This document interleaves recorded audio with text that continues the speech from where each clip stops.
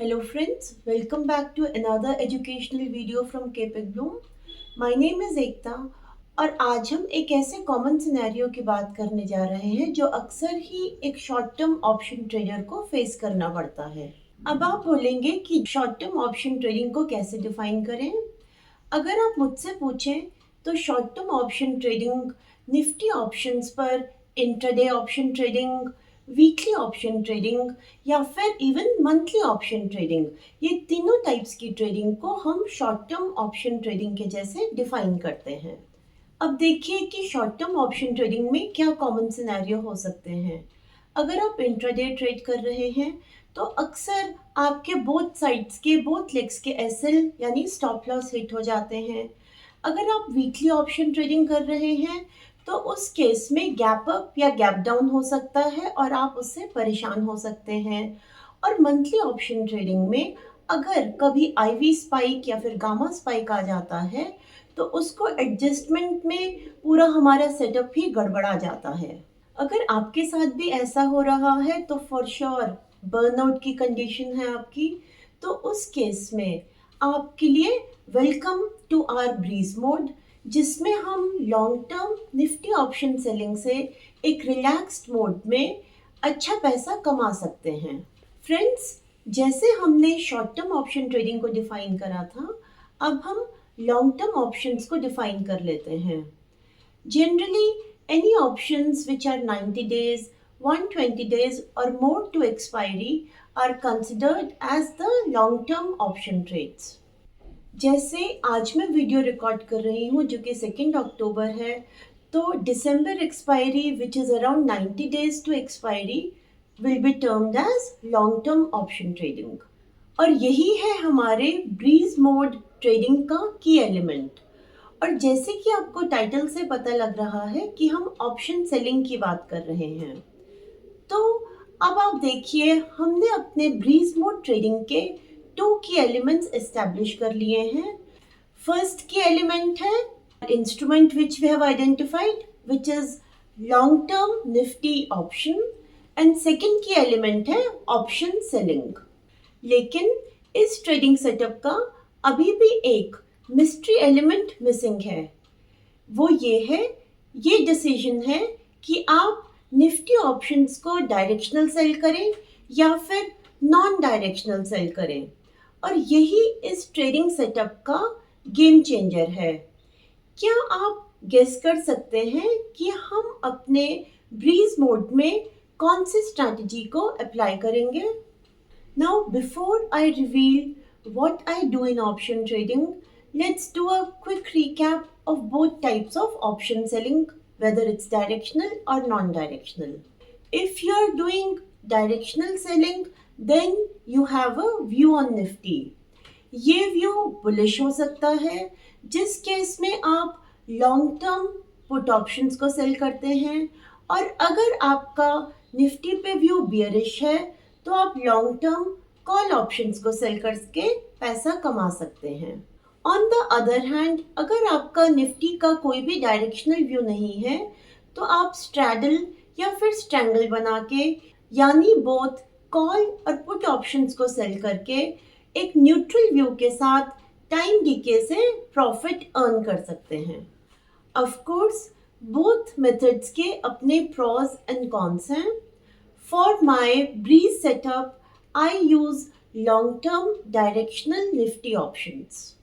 लेकिन अब बहुत से लोगों को including myself overnight option positions को कैरी करने में डर लगता है, particularly अगर वो पुट सेल करे हो हमने। What if कोई ग्लोबल क्राइसिस हो जाए, what if कोई ब्लैक स्वॉन इवेंट हो जाए, तो अब हम इस रिस्क को कैसे मिटिगेट कर सकते हैं? इसका एक सोल्यूशन है never carry overnight positions without proper hedges.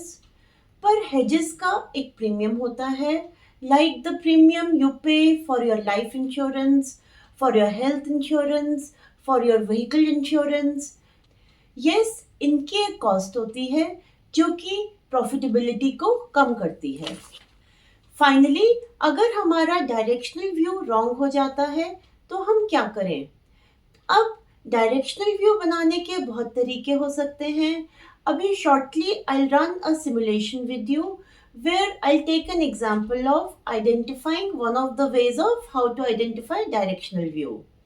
लेकिन इसके बाद भी अगर हमारा डायरेक्शनल व्यू गलत हो जाए तो हम एक छोटा लॉस ले लेते हैं, और यही छोटा लॉस जो है हमारा स्ट्रिक्ट स्टॉप लॉस होता है, जो कि हमें एक भारी नुकसान से बचाता है.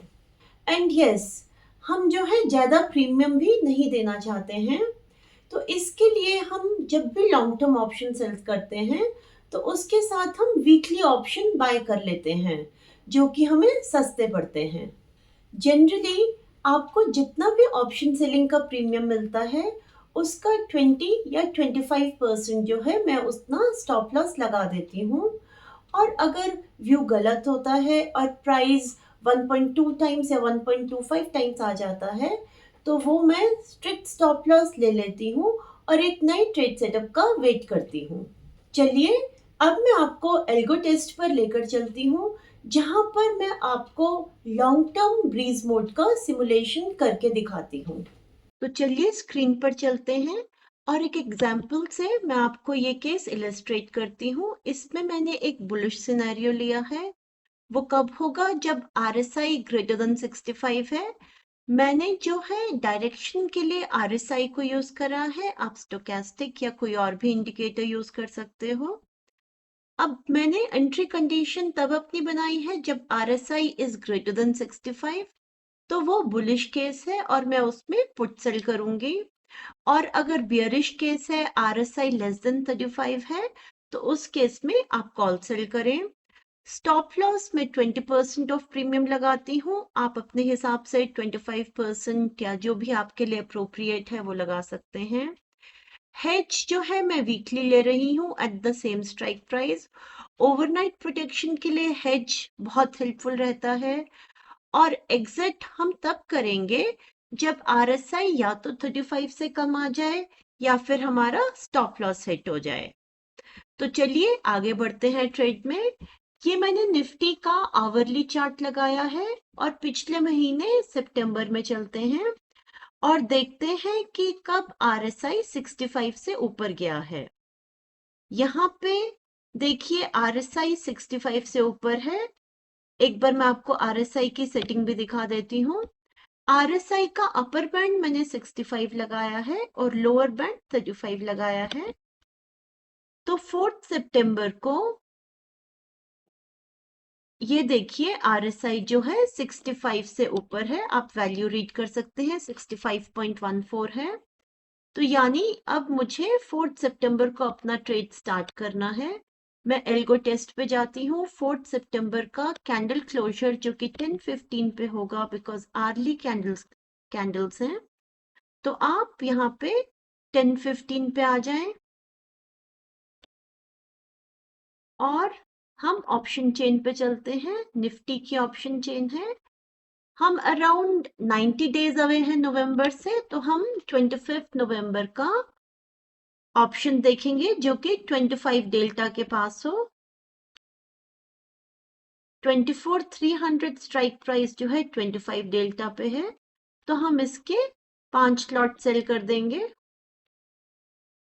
और हम वीकली हेज 24,300 की ले लेंगे.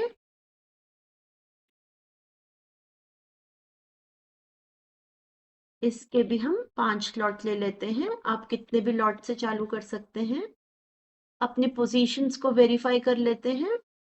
और यहाँ पे सेलिंग ऑप्शन का प्रीमियम 198 है, तो हम इसका 1.2 टाइम्स यानी 237.6 का अलर्ट लगा देते हैं, जो कि हमारा स्टॉप लॉस के जैसे एक्ट करेगा.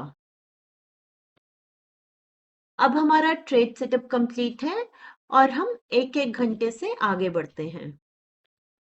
ट्रेड खुलते ही नेगेटिव हुआ है, पर अभी हमारा स्टॉप लॉस पे नहीं पहुंचा है. 4 सितंबर क्लोज होने को है और हम स्टॉप लॉस के काफी क्लोज हैं. तो आगे बढ़ते हुए देखते हैं कि स्टॉप लॉस हिट हुआ या नहीं. नेक्स्ट डे ओपन में स्टॉप लॉस इज फाइन. अभी भी स्टॉप लॉस के क्लोज हैं.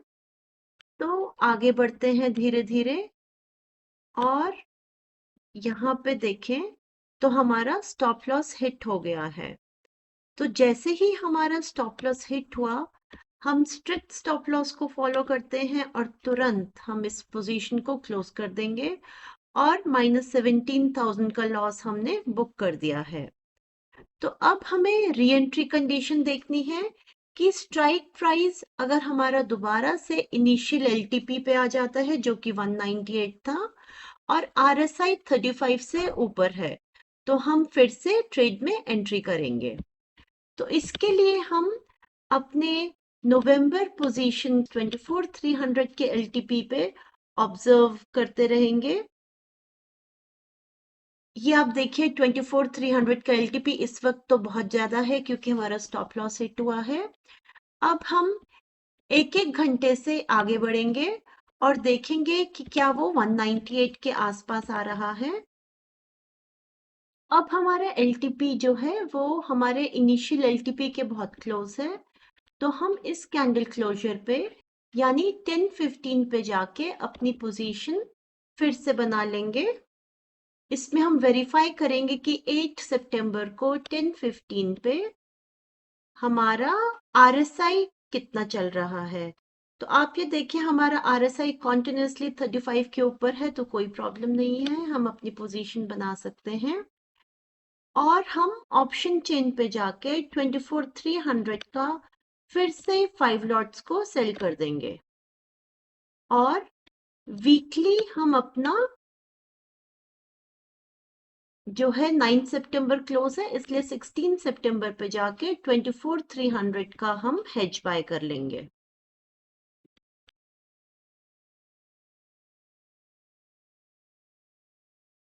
अपने पोजीशंस को वेरीफाई कर लेते हैं। तो अब हमारी पोजीशंस बन गई हैं, तो 199.85 का हम स्टॉप लॉस लगा लेते हैं जो कि 239.82 आता है।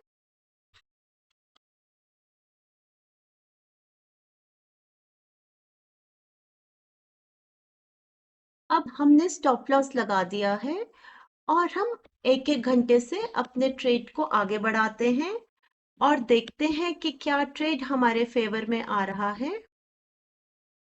तो आप देखिए ट्रेड थोड़ा फेवर में आ रहा है, हमारा लॉस -17,000 से -14,000 के करीब रह गया है, और हम एक एक घंटे से आगे बढ़ रहे हैं। एक इम्पॉर्टेंट चीज आप और ऑब्जर्व करें कि अब हमारा एग्जिट कहाँ पे हो सकता है। तो आप ये देखें आरएसआई जो है 23 सितंबर को 35 के नीचे आई है, तो यहाँ पे तो हमें एग्जिट करना ही है अगर हमारा अब तक स्टॉप लॉस नहीं लगता, क्योंकि ट्रेड फेवर में है। तो हम +1 डे आगे करके देखते हैं, ट्रेड और फेवर में आ रहा है, और हम 11 सितंबर पे हैं। +1 डे 15 सितंबर को हम अपना इस वाले हेज को क्लोज कर देंगे और हम नेक्स्ट वीक का हेज ले लेंगे। अब हम 23 सितंबर को जाके 24,300 का 5 लॉट्स का हेज बाय कर लेते हैं। अपने पोजीशन को वेरीफाई कर लीजिए, ऑल इज वेल। तो इस वक्त आप देखें हमने ना सिर्फ -17,000 का लॉस कवर करा है, पर हम +3,000 हैं, तो हमने ऑलमोस्ट +20,000 रुपीज इस ट्रेड में कवर करे हैं। तो अब हम 1 डे से आगे बढ़ते हैं। 16 सितंबर को गए हम, next day +1 more day, all is going well. अब एक और बात जो बहुत इंपॉर्टेंट देखने वाली है, जब भी ट्रेड आपके फेवर में आ जाता है तो वहां से आपको लॉस नहीं लेना है, आपको प्रॉफिट ट्रेलिंग करनी है। Trailing is very important concept to protect your profit.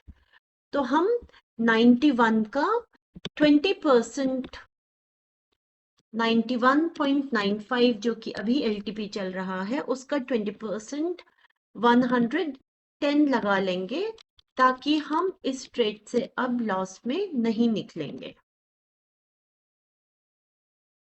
तो अब हम फिर आगे +1 डे से बढ़ते हैं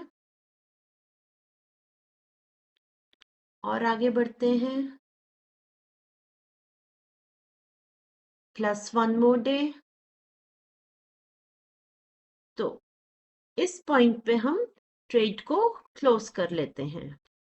तो अब आप देखें कि इस ट्रेड में ना तो हमने -17,000 का लॉस कवर करा, प्लस हम 8,700 रुपीज लेके बाहर इस ट्रेड से निकले हैं।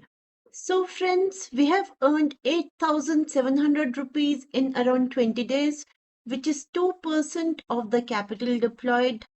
So by just spending 5-6 minutes in a day, as you have to look at your trade only after an hour, how easily we have earned around 2% by trading long-term breeze option. I hope आपने Breeze mode long term option trading से कुछ learn करा होगा, जो कि आपके trading journey में help करेगा।